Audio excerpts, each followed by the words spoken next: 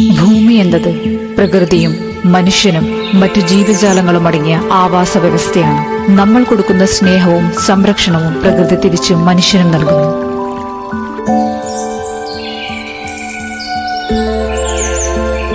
പ്രകൃതിയെ സ്നേഹിച്ചും സംരക്ഷിച്ചും പോന്നിരുന്ന ഒരു പഴയ തലമുറ ഇവിടെ ഉണ്ടായിരുന്നു. പ്രകൃതി തിരിച്ചു. എന്നാൽ കുറച്ചു നാളുകളായി പ്രകൃതിയിൽ പ്രകടമായ മാറ്റങ്ങൾ വന്നു തുടങ്ങിയിരിക്കുന്നു. എന്തായിരിക്കും കാരണം? ചിന്തിച്ചിട്ടുണ്ടോ? മനുഷ്യൻ പരിസ്ഥിതിയിൽ വരുത്തുന്ന ചെറിയ മാറ്റങ്ങൾ പോലും പ്രകൃതിയുടെ സന്തുലിതാവസ്ഥയ്ക്ക് കാര്യമായ മാറ്റങ്ങൾ തന്നെ വരുത്തുന്നുണ്ട്.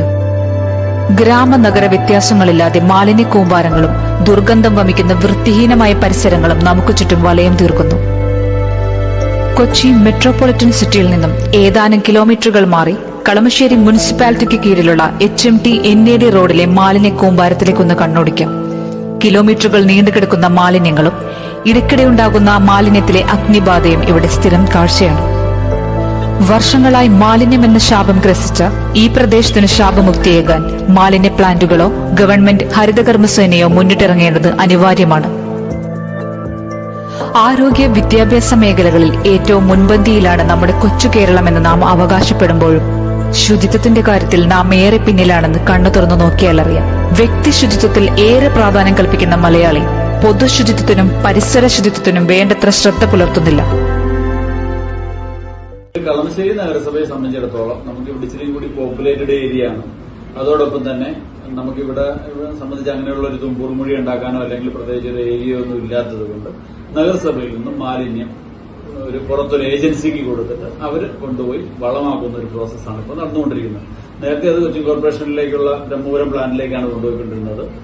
നിലവിൽ കൊച്ചി കോർപ്പറേഷന്റെ മാലിന്യം മാത്രമാണ് നമ്മുടെ ബ്രഹ്മപുരം മാലിന്യ പ്ലാന്റിലേക്ക് ഇപ്പോൾ എത്തുന്നത്. അത് ഫുഡ് വേസ്റ്റ് മാത്രമാണ് നിലവിൽ അവിടെ എത്തുന്നത്. പ്ലാസ്റ്റിക് മുതലായ മാലിന്യങ്ങൾ ഇപ്പോൾ കുറച്ച് കഴിഞ്ഞ തീപിടുത്തത്തിന് ശേഷം ബ്രഹ്മപുരത്തേക്ക് ഇതുവരെ എത്തിയിട്ടില്ല. വ്യവസായശാലകൾ, അറവുശാലകൾ, ആശുപത്രികൾ, ഫ്ളാറ്റുകൾ തുടങ്ങിയ നിരവധി ഇടങ്ങളിൽ നിന്നുള്ള മാലിന്യങ്ങൾ നിരന്തര പ്രശ്നം സൃഷ്ടിക്കുന്നു. വടകോട് പുത്തൻകുരിശ് ഗ്രാമപഞ്ചായത്തിന്റെ ബ്രഹ്മപുരം 1-ാം വാർഡിലാണ് ഈ കൊച്ചി കോർപ്പറേഷന്റെ ഈ മാലിന്യ ഡംപിംഗ് യാർഡ് പ്ലാന്റ് എല്ലാം സ്ഥിതി ചെയ്യുന്നത്. വടകോട് പുത്തൻകുരിശ് ഗ്രാമപഞ്ചായത്ത് മാലിന്യം കൈകാര്യം ചെയ്യുന്നതിൽ അജൈവ മാലിന്യങ്ങളും ജൈവ മാലിന്യത്തിന്റെ കാര്യത്തിൽ മാത്രം ഒരു തുമ്പൂർ മൊഴി പ്രൊജക്ടിനെ കുറിച്ച് പഞ്ചായത്ത് ആലോചിക്കുന്നുണ്ട്.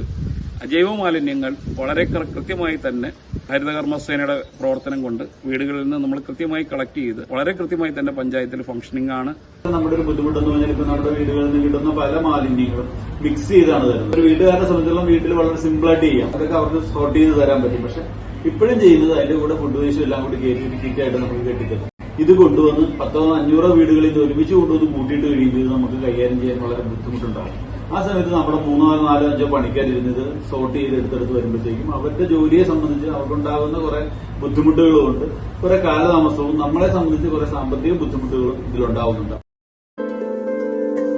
കളമശ്ശേരി NAD റോഡിലെ മാലിന്യങ്ങൾ നിറഞ്ഞ വഴിയോരങ്ങൾ യാത്രക്കാർക്കും നാട്ടുകാർക്കും ഒരുപോലെ ബുദ്ധിമുട്ട് നൽകുന്ന സ്ഥിരം കാഴ്ചയാണ്.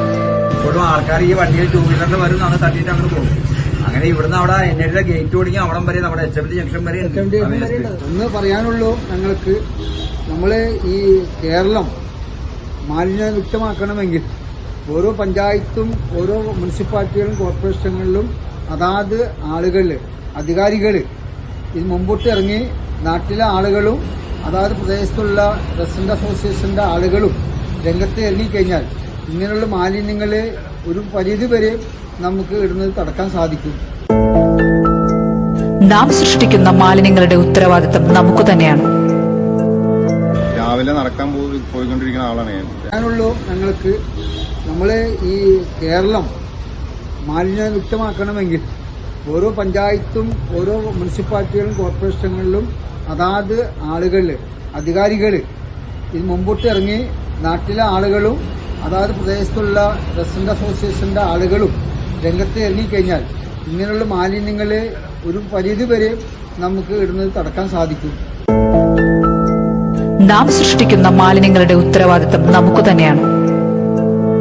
രാവിലെ നടക്കാൻ പോയിക്കൊണ്ടിരിക്കുന്ന ആളാണ് ഞാൻ. രാവിലെ ഡെയിലി ഒരു 6 മണി ആ ടൈമിന് ആ റൂട്ട് പാസ് ചെയ്യണതാണ്. ആ ടൈമിലെല്ലാം നമ്മൾ കാണുന്നതാണ് റോഡ് സൈഡിൽ വേസ്റ്റ് വന്നിരുന്നത്. അത് പഞ്ചായത്ത് തലത്തിലും മുനിസിപ്പാലിറ്റി തലത്തിലൊക്കെ എല്ലാവരും അതിനുള്ള സജ്ജീകരണങ്ങൾ ചെയ്യുന്നുണ്ട്. എന്നിട്ടും ജനങ്ങൾ ആ റോഡ് സൈഡിൽ ഇങ്ങനെ വന്ന് വേസ്റ്റുകൾ തള്ളിക്കൊണ്ടിരിക്കുകയാണ്. NIDക്കാർ പലപ്പോഴും അത് ക്ലീൻ ചെയ്തിട്ടുണ്ടെങ്കിലും പിന്നെയും ഈ നമ്മുടെ നാട്ടിലുള്ള ആൾക്കാർ വേസ്റ്റ് വന്ന് തള്ളിക്കൊണ്ടിരിക്കുന്നു. അപ്പൊ അതിന് എത്രയും പെട്ടെന്ന് ഇതിലൊരു നടപടി എടുക്കണം. അതിന്റെ ഒരു മാലിന്യ ഒരു ആകാട് ഒരു ധാരണ എന്ന് പറഞ്ഞാൽ ഇത് നഗരസഭ അല്ലെങ്കിൽ പഞ്ചായത്തിന്റെ പൂർണ്ണമായ ഉത്തരവാദിത്തമാണെന്നൊരു ധാരണയാണ് പണ്ട് മുതലേ നിലനിന്നിരുന്നത്.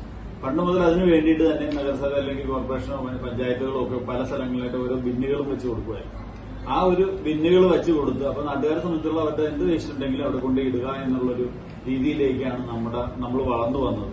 ആ ഒരു വളർച്ചയിൽ നിന്നുള്ളൊരു മാറ്റം വന്നു തന്നത് 2016 സോളിഡ് വേസ്റ്റ് മാനേജ്മെന്റ് റൂൾസ് എന്ന് പറഞ്ഞ് ഉള്ളതാണ്. ഇത് ഹൈക്കോടതി ഇറക്കിയിരിക്കുന്ന ഒരു ഉത്തരവാണ്. അത് പ്രകാരം മാലിന്യം നിർമ്മാർജ്ജനം ചെയ്യുക എന്ന് പറയുന്നതിന്റെ പൂർണ്ണ ഉത്തരവാദിത്തം അത് ജനറേറ്റ് ചെയ്യുന്ന വ്യക്തിക്ക് തന്നെയാണ്. ഒരിക്കലും മറ്റ് നഗരസഭയ്ക്കോ അല്ലെങ്കിൽ മറ്റൊരു ഏജൻസിക്കോ അല്ല. ആര് മാലിന്യം ഉണ്ടാക്കുന്നുവോ അവരുടെ പൂർണ്ണ ഉത്തരവാദിത്തമാണ് അത് നിർമ്മാർജ്ജനം ചെയ്യുക എന്ന് പറയുന്നത്. ജനങ്ങളുടെ ഒരു അറിവില്ലായ്മ കൊണ്ടും അതിനെപ്പറ്റി വലിയ താല്പര്യങ്ങളില്ലാത്തതുകൊണ്ടാണ് ഇങ്ങനെ സംഭവിച്ചുകൊണ്ടിരിക്കുന്നത്. അപ്പൊ ആ രീതിയിൽ നമുക്ക് എല്ലാവർക്കും ഒരു പത്രമാധ്യമങ്ങളിലൂടെയോ ചാനലുകളിലൂടെയോ ഒക്കെ നല്ലൊരു പരസ്യം കൊടുത്തുകൊണ്ടും ഇനി വളർന്നു വരുന്ന കുട്ടികൾ ഇങ്ങനത്തെ അറിവ് കൊടുത്തുകൊണ്ട് നമുക്ക് ചെയ്യുകയാണെങ്കിൽ ഒരു പരിധി വരെ ഇങ്ങനെയുള്ള പ്രോബ്ലം സോൾവ് ചെയ്ത് നല്ല രീതിയിൽ ഇപ്പോഴുള്ളതിനേക്കാൾ 100 200 ഇരട്ടി മികവിൽ തന്നെ നമുക്ക് ഈ മാലിന്യ സംസ്കരണ സംവിധാനങ്ങൾ ചെയ്യാൻ കഴിയുമെന്നാണ് വിശ്വസിക്കുന്നത്. നാളെയുടെ നന്മയ്ക്കായി ഇന്ന് തന്നെ നമുക്ക് ഒരുമിച്ച് ചുവടുവയ്ക്കാം. മാലിന്യരഹിത ഭൂമി ഒരു വ്യക്തിഗത ചിന്തയല്ല, ഒരു ദേശീയ ചലനമാണ്. ഒട്ടും വൈകാതെ ഒരുമിച്ച് നീങ്ങാം ശുചിത്വമുള്ളൊരു നല്ല ഭാവിയിലേക്കായി.